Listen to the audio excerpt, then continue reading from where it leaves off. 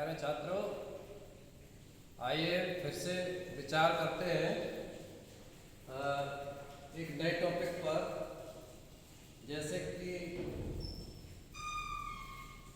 आप जानते हैं ये चैप्टर डिटर्मिनेंट का है। डिटर्मिनेंट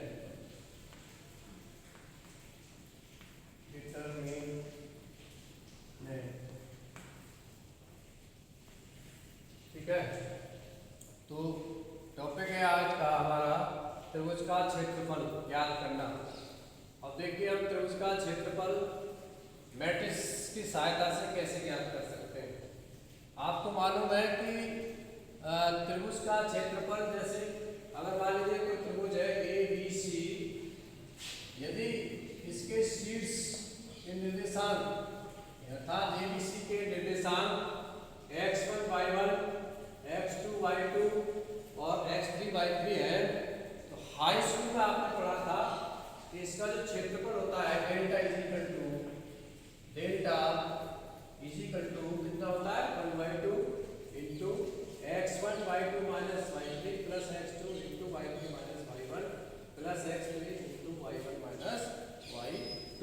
ठीक है छात्रों, तो इसको हम इस तरह से मैट्रिक्स की सहायता से भी निकाल सकते हैं।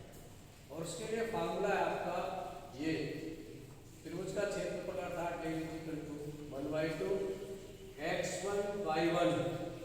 आपने पहला शीर्ष के पॉइंट दिया हमने x1 y1 इंटू और ये दूसरा आपका तीसरा element 1 x2 y2 1 x3 y3 1। इसकी सहायता से हम त्रिभुज का क्षेत्रफल ज्ञात कर सकते हैं। तो ये आपका डिटर्मिनेंट का यूज है। ठीक है छात्रों, तो आइए इसमें थोड़ा सा जो रिमार्केबल बात है वो ये है, पहला कि त्रिभुज का जो क्षेत्रफल होता है वो नेगेटिव नहीं होता, हमेशा पॉजिटिव होता है, हमेशा पॉजिटिव। ठीक, दूसरी बात, यदि आपको पहले एरिया दे रखा है त्रिभुज का, तो जैसे मान लीजिए ये दिल की वैल्यू दे रखी है, यहाँ पर 3 इकाई 4 इकाई 5 इकाई या 35 वर्ग यूनिट कुछ भी दे रखी है, तो इसको प्लस माइनस लेकर के चलते हैं, प्लस माइनस दोनों में लेकर के चलते हैं। अभी ये क्वेश्चन से भी आपको पता लग जाएगा। और तीसरी बात ये है छात्रों, जो बड़ी इंपॉर्टेंट है कि मान लीजिए यदि कोई रेखा है उसी पर 3 बिंदु है ए बी सी, तो हम ये कैसे सिद्ध करेंगे ये तीनों के तीनों बिंदु सररेख हैं, इसे सिद्ध कैसे करेंगे। तो इसको सिद्ध करने के लिए एक बात हमें तय करनी होगी, क्योंकि तीनों बिंदु एक ही रेखा में त्रिभुज तो बनाते नहीं है, इसलिए अगर हम ये सिद्ध करते हैं कि ये त्रिभुज का क्षेत्रफल इसका 0 है, तो ये बात हमारी सिद्ध हो जाएगी कि तीनों के तीनों बिंदु एक ही रेखा में अर्थात ये बिंदु सररेख है, सररेख, राइट। तो ये अक्सर कर इसमें क्वेश्चन आता रहता है कि सिद्ध कीजिए कि 3 बिंदु उनके निर्देशांक दे रखे होंगे ये सररेख है, इस पर क्वेश्चन आ जाता है पूछने के लिए। इसलिए ध्यान रखिए जब ऐसा पूछा जाए तो त्रिभुज का क्षेत्रफल 0 सिद्ध कर दीजिए, तो ये सिद्ध हो जाएगा कि तीनों बिंदु आपके सररेख। ठीक, अब आपका एक्सरसाइज है आपकी इसी पर आधारित 4.3। ठीक है छात्रों, 4.3 एक्सरसाइज में एक्सरसाइज 4.3 का मैं पहला क्वेश्चन यहाँ से बुक से उठा रहा हूँ। इसमें वो पूछ रहे हैं, पहला क्वेश्चन है कि निम्नलिखित प्रत्येक में दिए गए शीर्ष बिंदु वाले त्रिभुजों का क्षेत्रफल ज्ञात कीजिए। जिसमें पहला है उसके शीर्ष के निर्देशांक है 1 0 6 0 4 3 1 0 6 0 4 3। तो त्रिभुज का क्षेत्रफल ज्ञात करना है। तो जैसे आप जानते हैं त्रिभुज का क्षेत्रफल का फार्मूला हमारे पास ये है x1 y1 1 1 1 1, ये कॉलम तीसरा वाला प्रत्येक में आता है। तो जो शीर्ष के निर्देशांक x1 y1 x2 y2 x3 y3 ये हमने एक पॉइंट्स रख लिए और हम निकाल लेते हैं इसको। तो सीधा सीधा इसमें कोई ऑपरेशन की आवश्यकता नहीं है, आप चाहे तो इसमें से इसे माइनस कर सकते हैं, C1 में से C3 को, तो ये 0 हो जाएगा, ये 5 हो जाएगा और ये हो जाएगा आपका 3, और ये आपका 0 0 3 और इधर 1 1 1।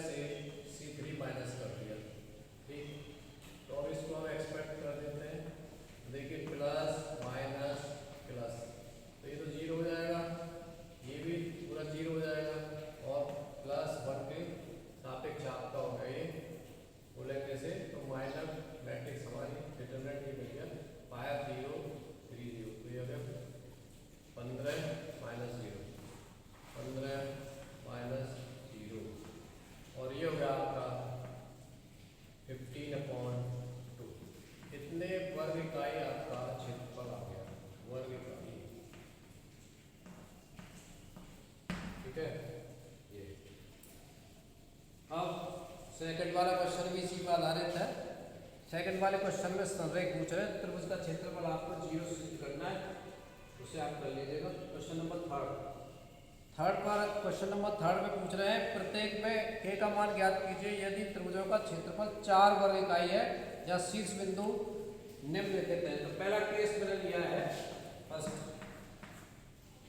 उसमें निर्देशांक है इनके k0, 40 और 02। तो जैसा कि आप देख रहे हैं त्रिभुज का क्षेत्रफल आपके सामने है, मैंने अभी आपको बताया था x1 y1 x2 y2 x3 y3 की जगह हमने k0, 40 और 20 बिंदु रख दिए और 1 1 1 इसमें रहते ही हैं, तो उनको एज इट रख दिया। इक्वल टू इसका क्षेत्रफल कह रहे हैं वो 4 वर्ग इकाई है।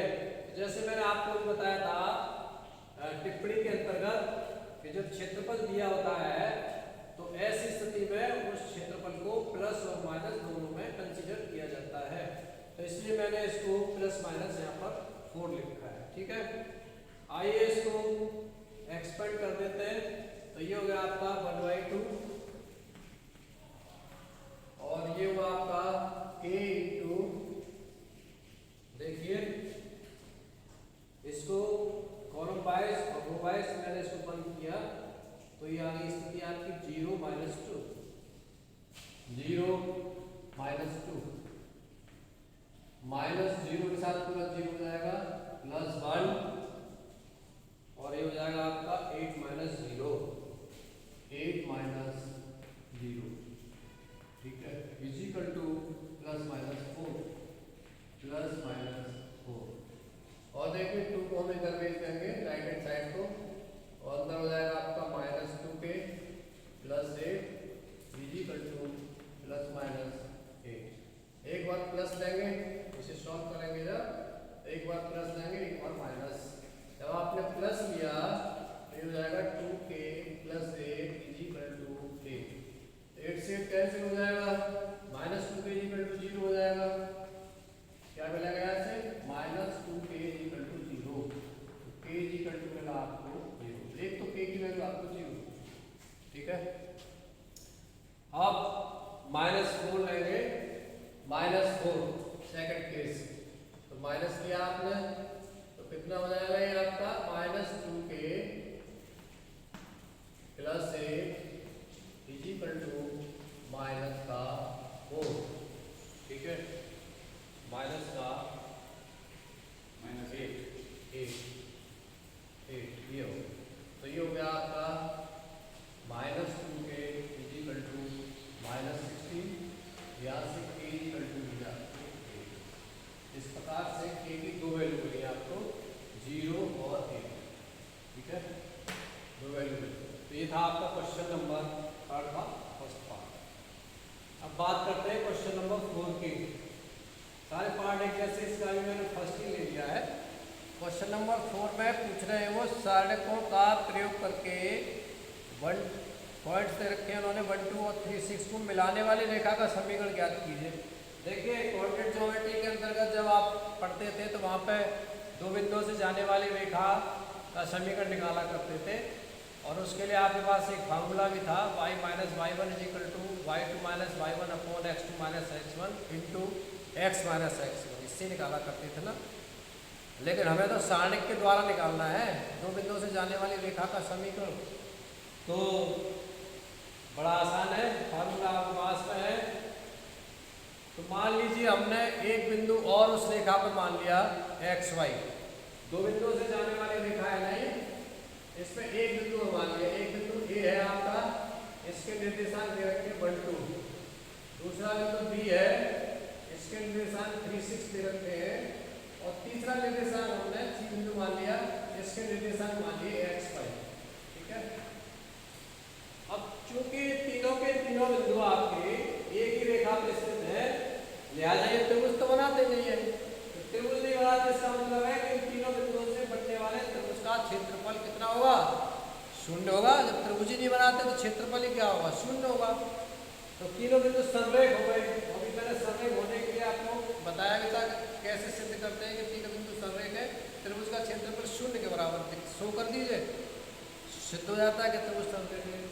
इस प्रकार से हमने ये दिया तो उसका क्षेत्रफल और 0 कर दिया और थर्ड पॉइंट x y रख दिया हमने और ये हो गया। आइए देखिए 2 की वैल्यू जब चली जाएगी तो ये हो जाएगा आपका चाहे तो रखते चलिए 1/2 इक्वल टू देखिए C1 में से थोड़ा सा ऐसे सिंपल का बना लेते हैं C3 को माइनस कर दीजिए C1 में से C3 को माइनस कर देंगे कितना आ जाएगा 0 और देखिए ये आ गया 2 और ये आ गया आपका x - 1 और C2 में से C3 का ट्वाइस निकाल देंगे माइनस कर देंगे क्या करेंगे C2 में से C3 में 2 का गुणा करके माइनस कर देंगे C2 में से तो कितना आ जाएगा इसमें 2 का गुणा किया 2 में से गया तो ये 0 आ गया इसमें 2 का मल्टीपल होगा 6 में से 2 हो गए तो 4 बचे और इसमें 2 का गया तो y - 2 हो गया और ये पॉइंट आपका 1 1 1 आ गया कितना सिंपल हो गया ये अब आपका डेरिवेटिव हो गया ये 2 को इधर 0 की तरफ ट्रांसफर कर देंगे तो ये होगा आपका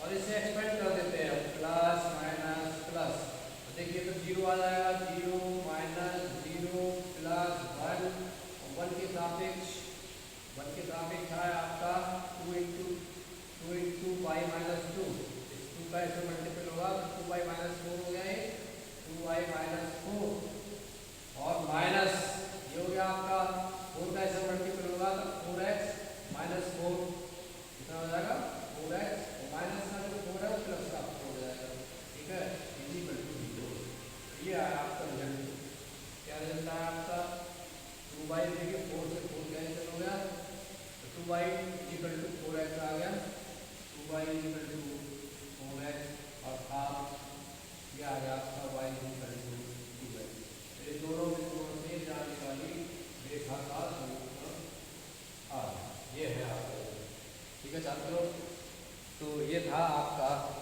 चाणक्य का अनुप्रयोग त्रिभुज का क्षेत्रफल कैसे निकालते हैं इसकी प्रैक्टिस कर लीजिएगा आज इतना ही शेष कल धन्यवाद।